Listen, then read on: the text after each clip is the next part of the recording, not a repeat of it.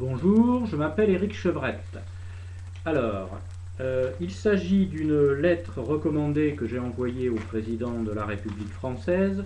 Je préfère préciser tout de suite, étant donné que cette lettre traite des marchés financiers internationaux, que je ne suis pas habilité légalement à donner le moindre avis ou le moindre conseil en termes de placement financier, et que donc ce que j'exprime dans ma lettre n'est qu'une opinion personnelle, et que si jamais vous deviez, suite au visionnage de cette vidéo, considérer l'éventualité de décisions financières personnelles, je vous invite à consulter un conseiller autorisé, et je décline évidemment toute responsabilité, car cette vidéo n'est en aucune manière une invitation à prendre des décisions de quelconques opérations sur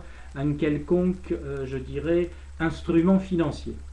Voilà, il s'agit de mon opinion personnelle que je tiens à faire connaître et vous comprendrez pourquoi. Alors voilà, donc ceci, alors je suis pas... C'est l'avis du recommandé, on voit très bien, M. Sarkozy, avec avis de réception. Envoyé le 2 avril, nous sommes aujourd'hui le 3. Ça, c'est la lettre elle-même, avec un beau graphique que je vous expliquerai tout à l'heure, et derrière la lettre. Alors je vais tout simplement vous lire la lettre. L'intelligence est-elle un handicap à l'embauche en France? Monsieur le Président Sarkozy, je vous ai laissé un répit suite au drame de Toulouse, mais la réalité n'attend pas. Il est de notoriété publique que vous êtes arrivé au pouvoir sans rien connaître à la finance mondiale. Si vous avez appris quelques notions assez vite pour monter sur le devant de la scène après le crash mondial en 2008, que j'avais prévu, mais vous pas, d'ailleurs vous avez un document à cet égard qui le prouve, plus de pragmatisme et de réalisme vous aiderait à comprendre que vous avez été trop vite en besogne à clamer sur les médias que vous avez sauvé l'Europe. Il serait bien plus sage et avisé pour vous d'accepter que les marchés sont incontrôlables, mais prévisibles. La semaine dernière, à cet égard, le prochain crash boursier mondial s'est mis en marche et ce sera l'Espagne qui mènera le bal. Je vous passe sous silence le cas du Portugal, qui est encore pire. Le crash n'est certes pas pour demain, mais la baisse de la semaine dernière a certifié que le train du crash mondial a définitivement quitté la gare. Et quand le train entrera en accélération, c'est-à-dire quand on sera à proximité du crash, je vous ferai signe, à vous ou à votre successeur si nécessaire. Alors voilà le graphique. Alors on voit très bien, c'est le graphique de l'Espagne en dollars, on voit très bien les traits jaunes. Alors le premier, c'est le flash crash d'avril-mai 2010. Le deuxième, c'est le crash de juillet-août-septembre 2011. Et le troisième, eh bien, on voit l'accélération qui est en train de se préparer. Et nous allons vers un crash. Alors, je reprends la lettre. Ne croyez pas que je ne sache pas très précisément pourquoi je fais cette démarche auprès de vous et éventuellement de votre successeur. Oui, car j'ai oublié de préciser au début de la lettre que je suis diplômé Subdeco Paris, mais au chômage et même au RSA.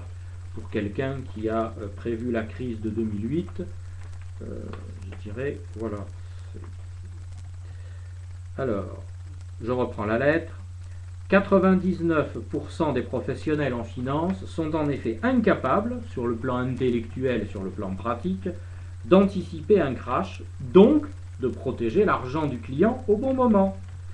Vous constaterez le moment venu que je n'utilise pas mon flair ni le vaudou, mais des outils qui donnent automatiquement et mécaniquement le signal d'un crash boursier mondial. Je n'ai pas 23 ans d'expérience en vain.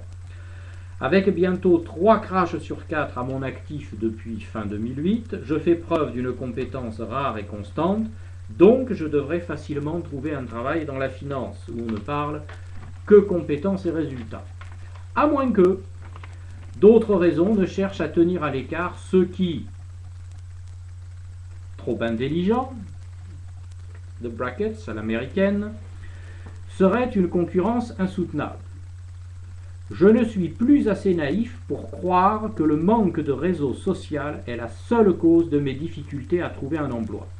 J'en veux pour preuve ce que m'a dit un diplômé HEC et ami de longue date, Éric Pichet pour ne pas le citer, un nom connu quand même dans le monde de la finance en France, puisqu'il intervient de temps à autre sur France 2, qui m'a dit ceci quand il est venu me voir à Pau en décembre 2011. Si tu leur parles d'un grage boursier, personne ne t'embauchera. Tiens donc. Faut prendre les coups dans la tête. Allez, à d'autres. La compétence, monsieur le président. Le crash va avoir lieu, monsieur le président, et la question de ma compétence sera remplacée par une autre question. Pourquoi un type si calé ne reçoit-il comme seule réponse que le silence ? Devra-t-on en fait parler d'un corporatisme qui écarterait le créateur de valeur ajoutée pour ne pas avoir à affronter une vraie concurrence? Car quand vous évitez un crash et que vous protégez le portefeuille, ça fait 15% de plus de plus-value au minimum que vous empochez. Donc la concurrence, vous la laissez derrière parce que vous avez un score sur l'année qui est double. On peut parler comme ça. Alors si vous êtes là, vous ou votre successeur, avec des lettres recommandées, c'est pour jouer le rôle du témoin officiel que je pourrais faire comparaître en place publique. Car n'en doutez pas, soit je trouve un travail à la hauteur de mes compétences, même si elles sont au-dessus de la moyenne, il ne devrait pas y avoir de problème dans le pays de l'intelligence, hein, c'est ce qu'on est, soit cette affaire finira sur la place publique. J'ai déjà au début des années 90 été licencié pour motif économique par un patron que j'avais prévenu d'un crash financier qui allait ruiner sa clientèle. La clientèle fut ruinée le mois qui suivit, la boîte eut les moyens de faire le gros dos, mais bizarrement, je fus le seul à être mis sur le champ à la porte.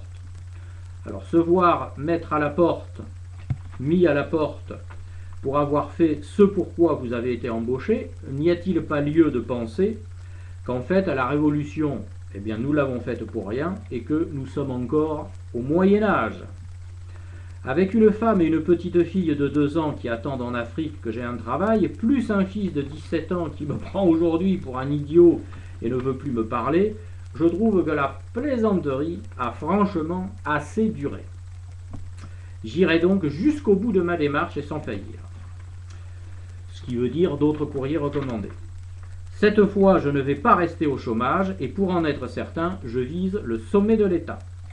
Vous êtes encore le capitaine, d'ailleurs, donc responsable des finances de la nation, et il est par exemple de votre devoir, pour vous comme pour le futur président, de dire au directeur de la CDC, Caisse des dépôts-consignations, de protéger le portefeuille boursier de la nation contre la baisse. Je vous en ai déjà parlé, je vous en reparle. Comment? Vous ne l'avez pas encore fait? Et vos discours sur la gestion rigoureuse, c'est quoi? Du vent? Il sera bientôt trop tard et votre incompétence de capitaine sera entérinée sous le sceau d'un courrier recommandé. Faites donc semblant. Moi, en bon joueur d'échecs, je pousse mes pions. Et les comptes de la CDC seront publics. Pour finir, comprenez que le crash est en marche et il aura peut-être lieu avant le 6 mai. Alors, pourquoi ne pas suivre la recommandation que je vous ai déjà faite d'adopter une attitude responsable et de dire publiquement que vous redoutez sous peu un nouveau crash boursier mondial, notamment au vu de l'insuffisance des solutions apportées depuis la crise de 2008. Mais, nous sommes bien d'accord, vous ne pouvez le faire qu'après m'avoir embauché en bonne et due forme comme conseiller. À ce jour, si jamais que ce soit comme président ou comme candidat à votre élection, vous vous avisiez d'évoquer en public l'éventualité proche d'un nouveau crash boursier mondial lié à l'Espagne, cela serait un vol intellectuel qualifié à mon encontre. Jamais un seul de vos conseillers ne tomberait sur cette idée. Ils ne sont pas idiots, loin s'en faut, mais ce sont des aveugles patentés en matière de marché financier. Vous n'allez quand même pas voler un chômeur, monsieur le président. Ah oui. Alors, je vous déconseille de toute façon de le faire, car je n'hésiterai pas, preuve à l'appui avec mes courriers recommandés, à porter officiellement plainte contre vous pour vol intellectuel et travail non rémunéré. J'ai les courriers recommandés, n'oubliez pas. Si ce que mon ami Éric Pichet m'a dit est vrai, je dois alors me comporter comme un homme assez éclairé, mais qui vit au Moyen-Âge. En dernier recours, je vous conseille de dormir à proximité d'une connexion Internet directe sur la bourse espagnole, car ça va bouger. N'en doutez pas, Monsieur le Président, l'Internet éveille la conscience et le niveau intellectuel des peuples. En 1995, j'étais encore un parfait idiot en matière de marché financier, alors que j'avais quand même déjà 8 ans d'expérience derrière moi. Je préfère vous dire qu'il est évident qu'à 52 ans, je ne vais pas faire de fausse modestie, et je sais, et vous le savez aussi, que je suis moins intelligent que demain. Donc, bonne semaine, et n'oubliez pas l'Espagne, ni le Portugal d'ailleurs. Éric Chevret. Voilà.